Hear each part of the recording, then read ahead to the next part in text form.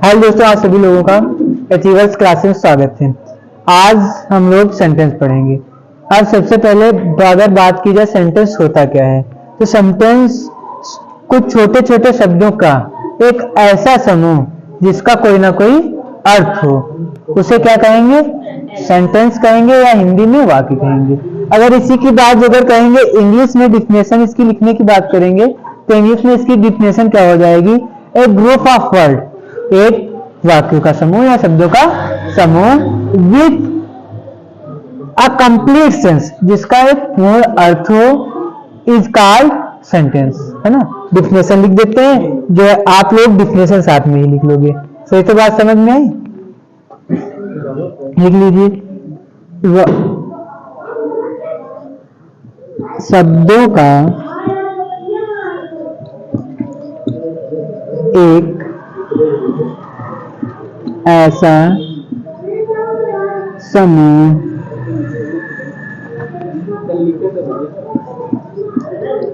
जिसका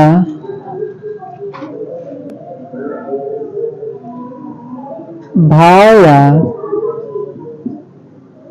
earth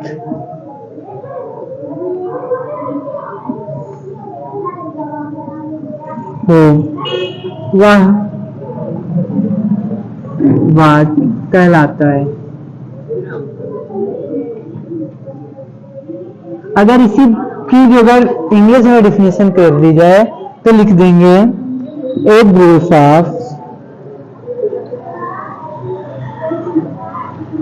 of words which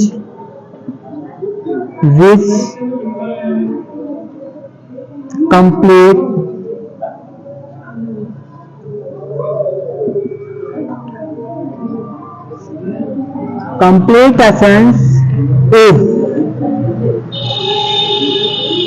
called sentence।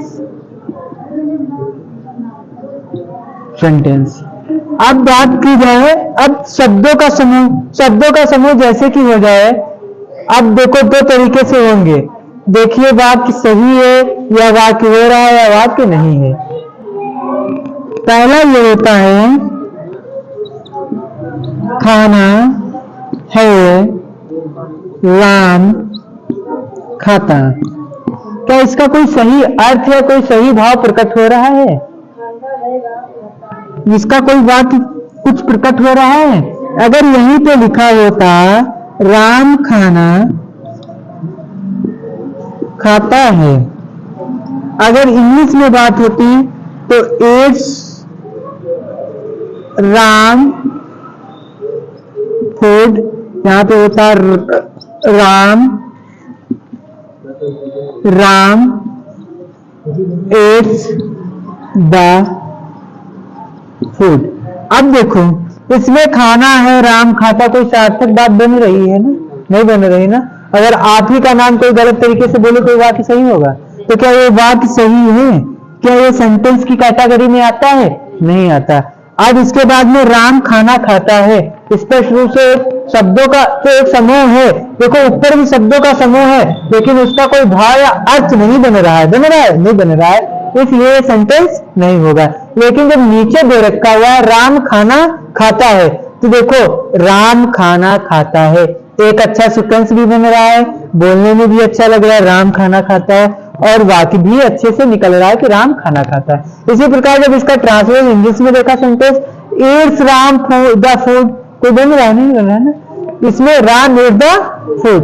तो इसका ये एग्जाम्पल नोट कर लीजिए आप लोग। एग्जाम्पल में नोट कर लीजिए, राम खाना खाता है, ए राम इज द फूड। इसके बाद में अब अगर बात की जाए कि ये कितने प्रकार के होते हैं, भाई कोई चीज होगी तो कितने प्रकारों की होगी ना। अगर बात की जाए तो ये कितने प्रकार के होते हैं? 5 प्रकार के। कौन कौन से प्रकार होते हैं? Assertive sentence, imperative sentence, interrogative sentence, उसके बाद में एक्सक्लेमेटरी सेंटेंस, और उसके बाद में ऑब्जेक्टिव सेंटेंस। अब बात करेंगे सेंटेंस के काइंड ऑफ सेंटेंस। लिख लेंगे सेंटेंस 5 प्रकार के होते हैं। अब इसको मिटा रहे हैं ना,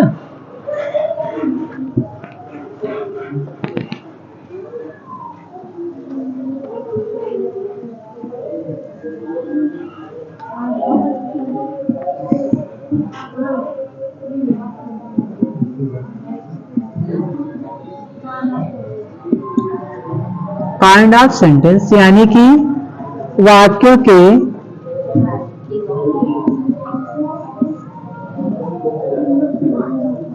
वाक्य कितने प्रकार के होते बेटा? 5 प्रकार के यार होते तो निम्नलिखित प्रकार के, लेकिन हम यहाँ पे कितने पढ़ेंगे? 5 ही प्रकार। ये कौन कौन से पढ़ेंगे?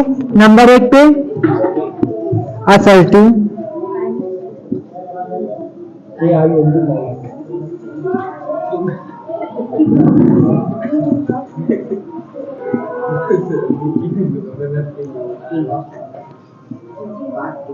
काइंड ऑफ सेंटेंस है भाई, किंग ऑफ नहीं है।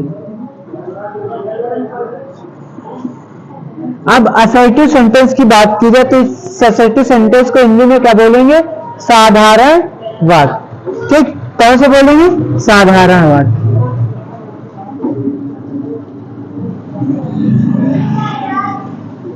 अब साधारण वाक्य के बाद में नंबर 2 पे आपका कौन सा हो जाएगा? Interrogative sentence.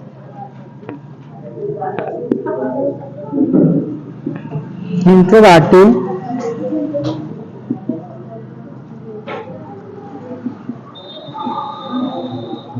अब इसको हिंदी में अगर बात करेंगे तो इसको क्या कहेंगे? प्रश्नवाचक वाक्य।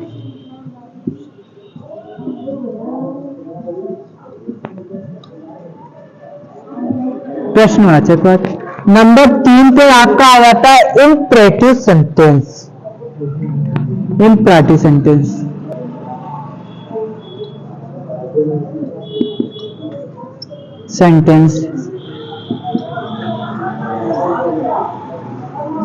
अब इंपरेटिव सेंटेंस को अगर बात करें हिंदी में क्या कहते हैं? आदेशात्मक वाक्य। इस वाक्य में क्या हो जाता है कि आदेश दिया जाता है।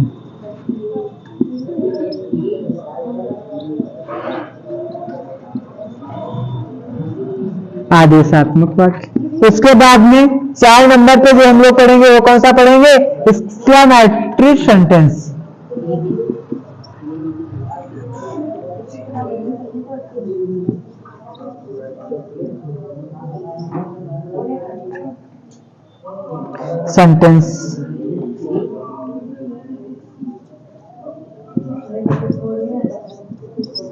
अगर बात करें ये कौन सा होता है तो विस्मादिबोधक। कौन सा होता है? विस्मादिबोधक।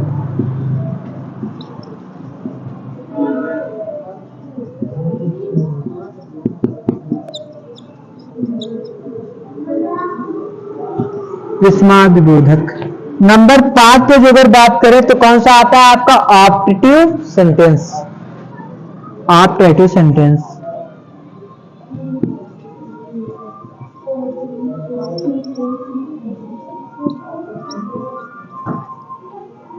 अगर इसकी बात करें इसको क्या कहते हैं? इच्छा बोधक वाक्य।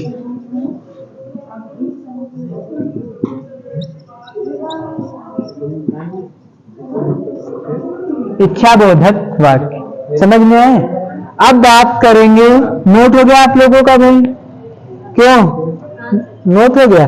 अब इसको हम रफ कर दें। ठीक, कितनी बात समझ में आई? अब इसको रफ करते हैं। हम लोग पढ़ेंगे कौन सा पढ़ेंगे? असर्टिव सेंटेंस, साधारण वाक्य। अब बात करें असर्टिव सेंटेंस की। असर्टिव सेंटेंस क्या होता है?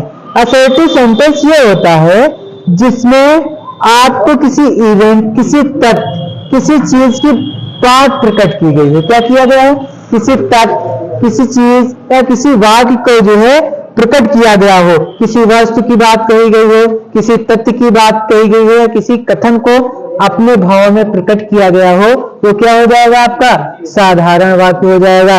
जैसे कि जैसे हम बता दें हम पढ़ाते हैं, है ना, साधारण सा बता दें कि हम पढ़ाते हैं, कोई दिक्कत, आप पढ़ते हो, साधारण सा इस घटना क्या काम को कर रहे हो आप लोग? पढ़ रहे हो ना। तो इसकी जो अगर डिफिनेशन की बात करेंगे तो लिखेंगे वह वाक्य जो वस्तुओं,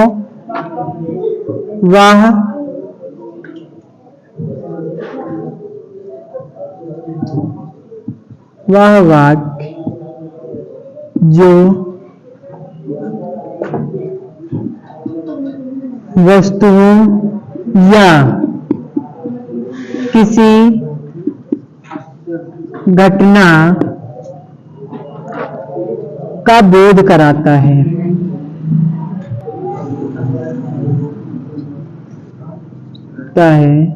वह साधारण वाक्य कहलाता है।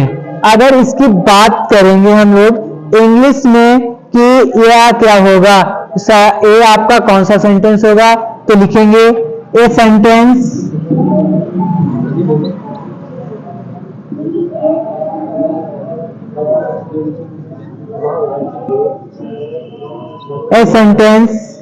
which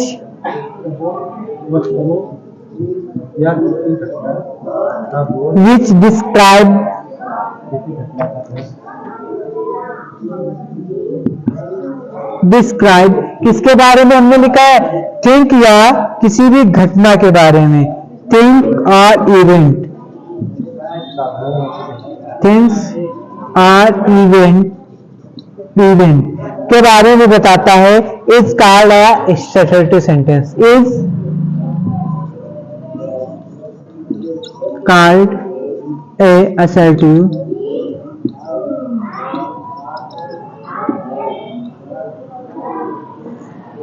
sentence.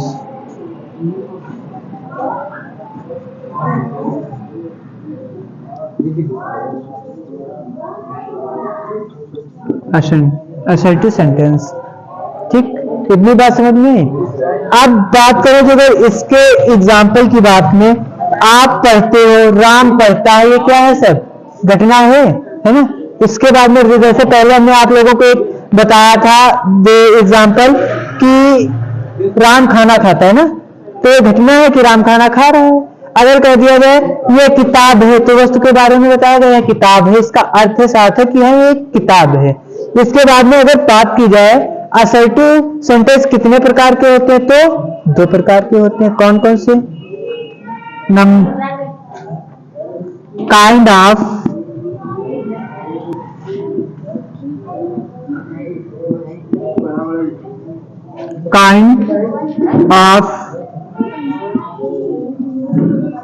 assertive सेंटेंस, यानी कि साधारण वाक्य के प्रकार। इसके कौन कौन से प्रकार होते हैं, 2 प्रकार, अफर्मेटिव सेंटेंस और निगेटिव सेंटेंस।